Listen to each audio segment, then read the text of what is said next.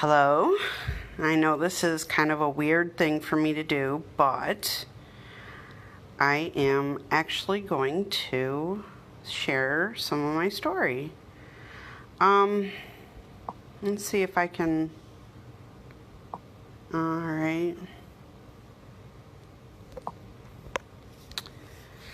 Just wanted to give everybody some heads up, and I know that you guys are probably going to have it on replay and see it later on, which is fine with me. When I was young, I grew up in Lansing and then moved when I was about three and a half to Detroit. I lived on a street called Arizona, and it was great, and I loved it. We had great neighbors that lived above us, and it was a brother and his two sisters, and they were pretty awesome. And I would go up there during the daytime when Tony was at work, and Andrea and Kathy would teach me how to eat and live and breathe and talk all Greek. So I have to say, it kind of took a while for me to get used to the Sunday dinners at my grandma's house with my family, with everybody eating American food. So anyway, we moved to Rochester for the school districts, of course, and my sister had just been born. I think she was probably not even a full year old at that point. We thought that I would be starting kindergarten with all my other cousins that were born the same year as me, but my birth date ended up being the cutoff date, and I had to wait a year. So I didn't graduate with my cousins, and it doesn't matter at this point, and I'm really glad about that. Hi, Michelle. So anyway, I would go upstairs and go and get this little boy to play upstairs, and that's when my life changed. My life changed at that moment, and I ended up becoming a survivor at that point. The abuse kind of started with my mother too, and I just couldn't believe that with all the warnings that I had given her and the hints and the clues, my mother pretty much shamed me into being quiet. That abusive cycle just continued and continued until I was about in my 30s. We're not going to say anything other than that. I was in my 30s, and I broke the abuse cycle. I also broke the homeless cycle, the sexual assault cycle. I put my ex into prison for 15 years, and now he's out of prison, out in the open, and unfortunately living in this exact same town that he's not supposed to be living in right now. He's not supposed to be living in that county, and whatever it is, I'm not gonna care or focus on that.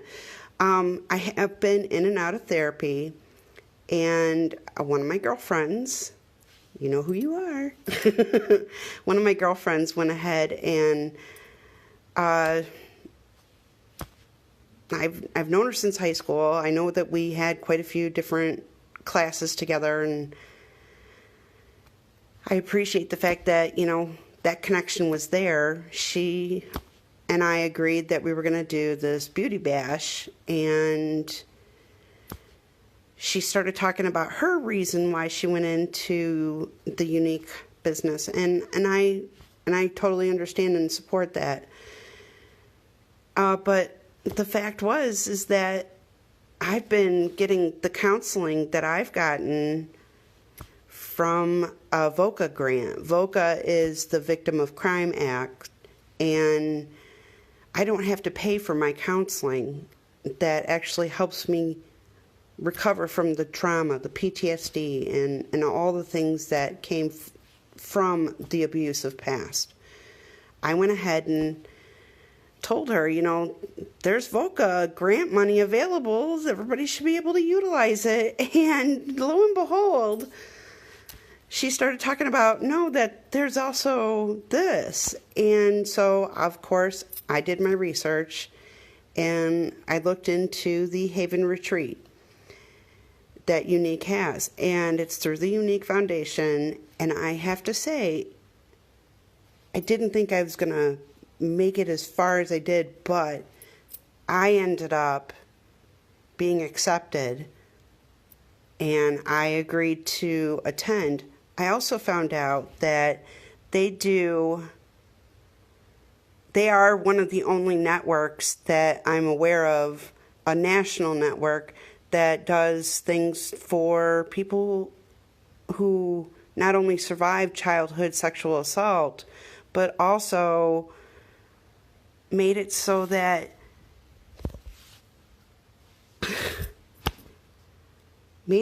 survivors that do have dissociative disorders and dissociative identity disorder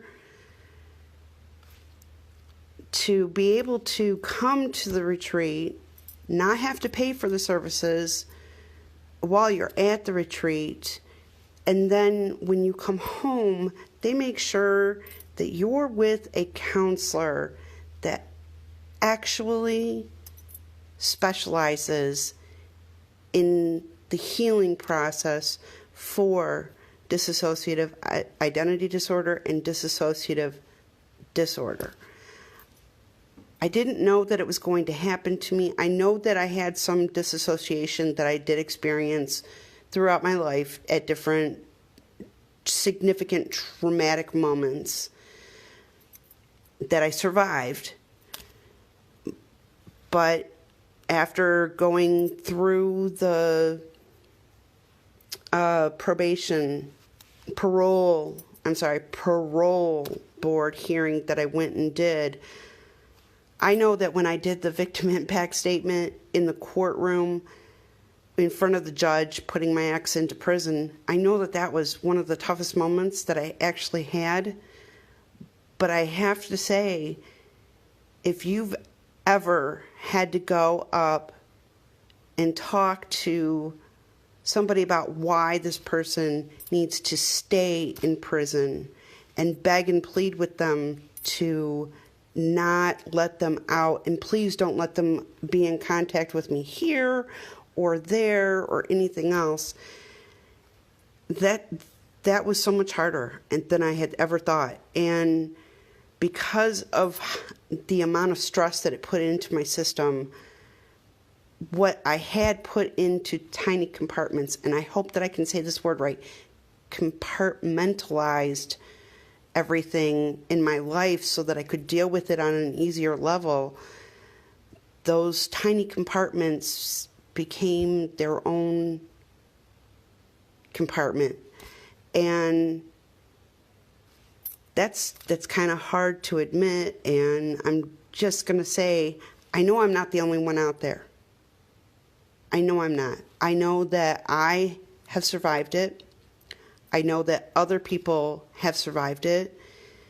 So the reason that I've decided to go ahead and sell Younique is that I would like to make sure that another survivor can attend this, and that they can begin that healing journey. And yes, I said journey. We all know I say journey. And I just want it to be something that's my rock on. My rock on is that it's not because I'm stuck in the 80s. It's because I know that I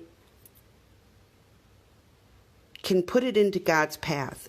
There's a passage in the Bible, and it's in the book of Matthew, and it's 16:18. And it says, that's where Jesus approaches Peter, which I don't know about you guys, but Peter turned away 3 times from the Lord on that day that the Lord was going to go up and be hung on the cross. And I've done plenty of my fair share of turning away from God and not believing that he was really there for me, maybe for other people, but not for me. So when Jesus, in the book of Matthew, when Jesus comes and approaches Peter, he gave him a rock. And he handed the rock to Peter, and he asked Peter, "This is the rock I want you to put the church on." So I say rock on, and when I do, that means that I believe that God is okay with the way that I'm going down that path, that I'm doing something that would please the Lord and that it's his will. So this is my rock on page, and I'm glad that I had an opportunity to do this. I didn't think I was going to, and somehow I got through it. But please make sure, I'm sorry, that's my husband. So anyway, just make sure that, you go ahead and you invite your friends and let them know that there is an opportunity for other women and other men that have been victimized as children by sexual abuse, that there's a place where they can go and they can begin that healing process. I'll fill you in as I go through this journey. I really will. I promise I will. But what I'd like to do at the end of each one of my videos is that I would really like for everybody to do a coping skill. I'm sorry, I work with social workers, so guess what? I'm social working you. So what I want you to do is, it's a very easy thing. Think about something that's been bothering you the most. Whether it's the stress of the day, whether it's the fact that your boss said something that, you didn't really do, you knew who did it, but you didn't want to redirect the whole thing. Whatever it is, I want you to breathe in for a count of 5. I want you to hold your breath for the count of 5. And then I want you to release that tension part of it. Release for 5 seconds and then hold for another 5 seconds before you breathe again. It's called square breathing. I swear by it. I'll do it with you. You do it with me. If you do it 3 times, it will be a whole minute that you've begun to heal. So let's just take a second, 20 seconds, and let's breathe in, okay? So I'll count and I'll breathe in, okay?